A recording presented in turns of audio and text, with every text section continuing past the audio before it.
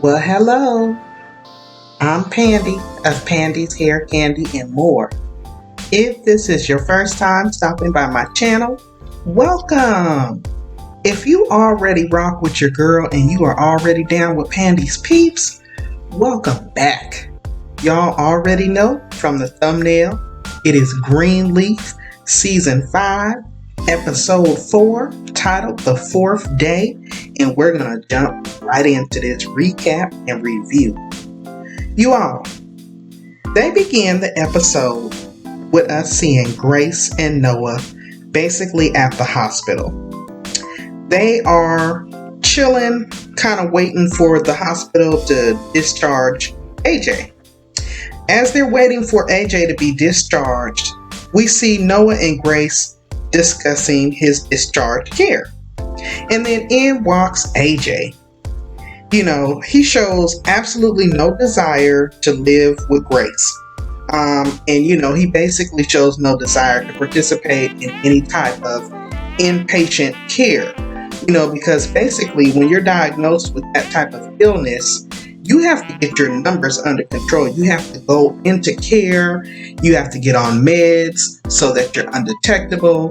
There's a certain regimen that you have to adapt to in order to live healthy. Because, HIV and AIDS is no longer the death sentence that it used to be back in the day.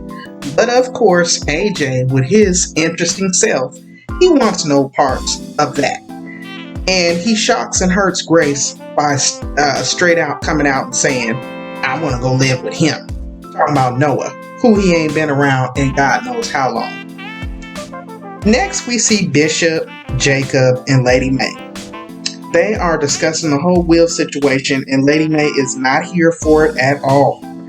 Basie's little half-sister, Tara James, they're carrying on, and Bishop is going in because he really just can't believe that Jacob actually believed that he was capable of murdering their father. They are on Jacob's head about not discussing this whole debacle with him first. And when I tell you Lady May is hot as fish grease, she is hot as fish grease, and particularly about Carissa. Once she learns that she's been the one blackmailing Jacob with this whole will situation, she prepares to go in, and she lets him know. I think Bishop was like, well, where are you going? She said to go kill Carissa. So basically they are on Jacob's head. They are not here for it. And rightfully so. Jacob was kind of dumb in the way he moved and handled this situation. Now, next, Lady May asked Bishop if he plans to attend the church service on Sunday. And he's like, for what? What's going on? They're spinning that narrative that Bishop is kind of, tinkling around with an Alzheimer's situation. That's how it's kind of looking, but we don't know just yet. But he's been real forgetful lately. So she says, to the last Sunday at Calvary, which he had no recollection of what she was talking about. But of course, he plays the role like he did. Next, we see Phil and Judy and Charity. They are at Calvary, and it looks like they're ending some type of board meeting or whatever. And the whole situation and scene is completely contentious. Judy tells Charity that no one wants to remember the past. She, basically asks them or tells them that she was thinking about doing some sort of PowerPoint presentation in remembrance of the old Calvary when the Greenleafs were in charge. And Judy is like, who wants to remember your father shooting a man here in the church? Who wants to remember the FBI raiding the building? And for all we know, we might be standing where your Uncle Mac used to molest young girls. I mean, she was real grimy with it. And Phil, he's just as grimy. He tells her that, they're going to go with Judy's idea and to scrap that, they're not going to go ahead with that. Now, Charity tries to convince him that they risk losing the 4,000 members or so that, were up under the Greenleafs. And he's still like, well, we're going to just go ahead and go with what Judy's talking about.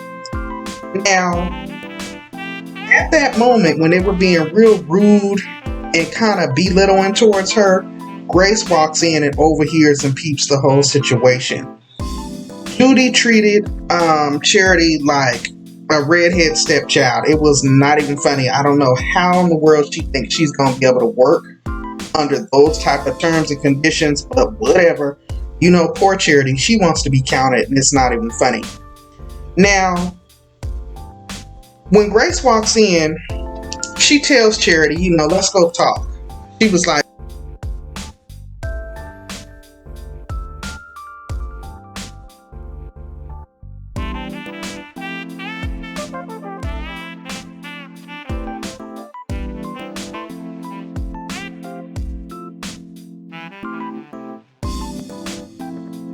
when Charity and Grace are talking, Grace is trying to get the info on Phil's dad. And Charity shares that, well, she does know that he doesn't exist under his old name. He's now going by the name of Yusef Shabazz. He's a former Black Panther, and that he and Phil are not close.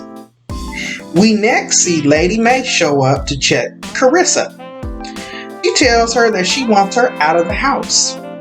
Carissa shares that, look, May, I really don't even want a divorce, and that it's Jacob's idea because he can't seem to forgive me for the one time of cheating, her one little indiscretion. Well, two, if you count the time she brought home the STD. And, you know, in comparison to Jacob's multiple affairs that she tolerated, she tries to, you know, get Lady May to side with her on the whole thing. Next, we see Aaron is there, and he's sitting down with Bishop and Jacob, and he's trying to give them their options in regard to the whole will situation. Now, he shares that legally the house is theirs. He shared that he's more concerned with the court of public opinion and how their image would be portrayed, more so than that of a jury if the scandal got out.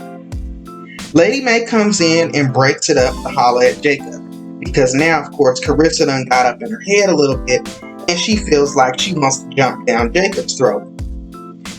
Next, we see Grace done reached out to Yusef Shabazz, and he smooth hangs up on her after the mention of, A, her being a pastor, 2, mentioning his wife, and then 3, asking about Phil. He literally tells her strike 1, 2, and 3, and smooth hangs up the phone.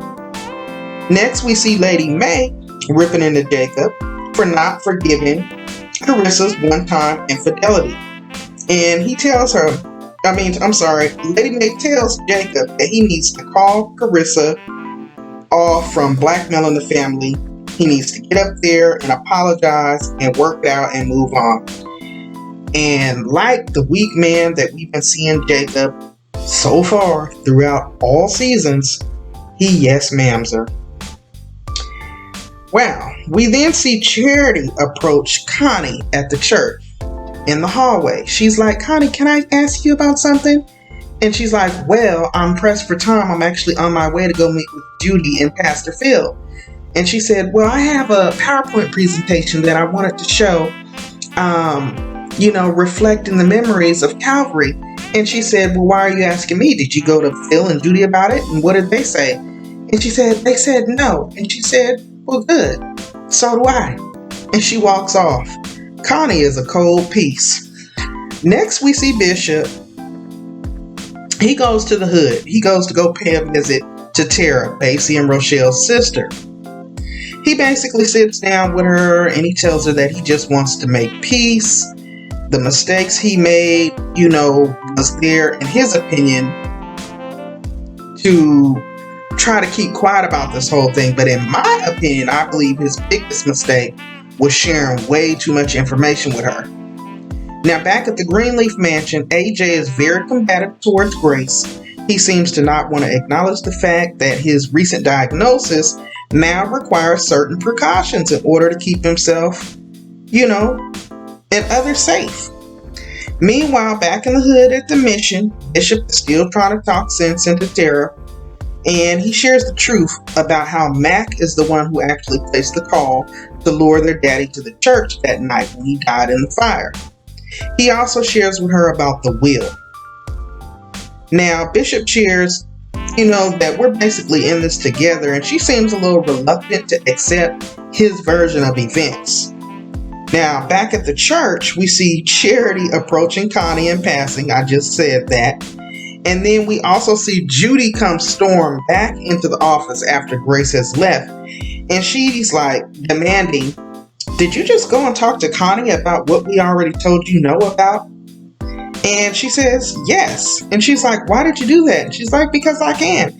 And she was like, Charity, you're fired. And she's like, you can't fire me. I quit. She was like, we can't very well operate successfully knowing that you're constantly going behind us and, double thinking and questioning every move that we make. So Judy storms out, feeling all good, thinking she done fired Charity, and then in comes Phil. And she's like, she just tried to fire me. And he's like, I know. And she's like, well, are you going to do something about it? And he's like, no, you should have listened. And you should not have done that. And Charity goes in and goes hard on Phil. She basically tells him this is the last time that he's going to ever see these tatas. And you got to think about this when you go to that flat-chested woman, blah, blah, blah, and blah, blah, blah. I mean, she went hard and she went in. Then she turned around and told him it was going to be his last time seeing it walk away. Next, we see Grace out walking on the grounds when Bishop pulls up. She's all sad and moping because AJ wants to go live with Noah. She shares her hurt about AJ wanting to go live with his daddy, and Bishop gives her a nice pep talk about how she found her way back home after 20 years of being gone.